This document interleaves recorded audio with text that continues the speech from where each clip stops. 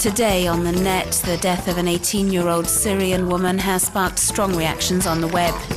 Republican presidential candidates are launching online attacks on frontrunner Rick Perry. And web users pay tribute to Wangari Maathai, the Kenyan activist who died on Sunday.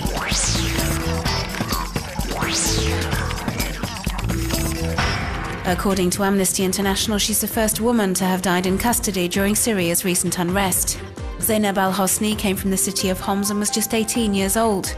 Her family discovered her mutilated body on the 13th of September when they were at the hospital.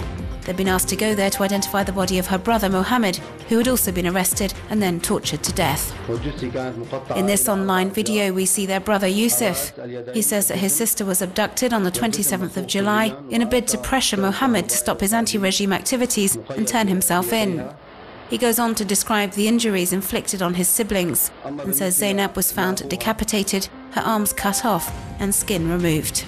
Her death is another example of how the authorities have been targeting activists' families. They'll do anything from issuing telephone threats to beating them up to murdering them. Syrian cyber activists have been strongly affected by the story of Zainab al-Hosni and shocked by the pictures of her body that have been circulating on the web. A Facebook page has been set up in tribute to the young woman who is now known as the Flower of Syria. She has become a symbol of the regime's brutal and bloody repression. Just like 13-year-old Hamza al-Khatib, he was also tortured to death by security forces. Shortly after her funeral last week, hundreds of women gathered in Homs to salute her memory and condemn the violence used by the Syrian government against its own people.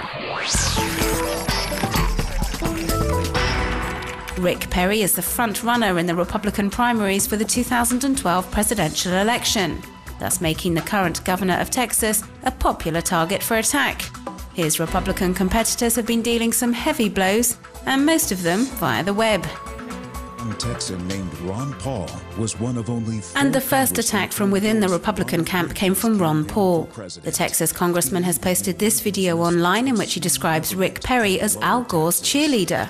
It's a reference to the fact that the current frontrunner had supported the former Vice President of the United States when he was running in the 1988 Democratic presidential primaries. Found a cheerleader in Texas named Rick Minnesota Congresswoman Michelle Bachmann, who is one of the leading figures of America's ultra-conservative Tea Party movement, has also taken to condemning Rick Perry as part of her campaign strategy. In this clip, she criticizes the Texas governor's position on Social Security and even goes as far as comparing his proposals to those of President Obama.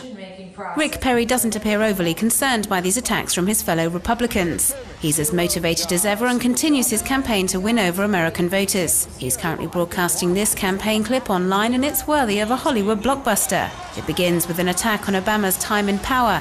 It's depicted as catastrophic. Rick Perry is then portrayed as the only person capable of bringing the country out of crisis and getting America back on its feet. Playing computer games in the name of science. By playing this online game, web users managed to solve a problem that had been puzzling scientists for over 10 years. With Foldit, players have to follow basic rules of chemistry and move around and fold a 3D chain of amino acids which make up a protein and try and find its proper shape. And this was how gamers deciphered the enzyme that helps spread AIDS-like viruses. This discovery could represent a huge HIV/AIDS prevention breakthrough.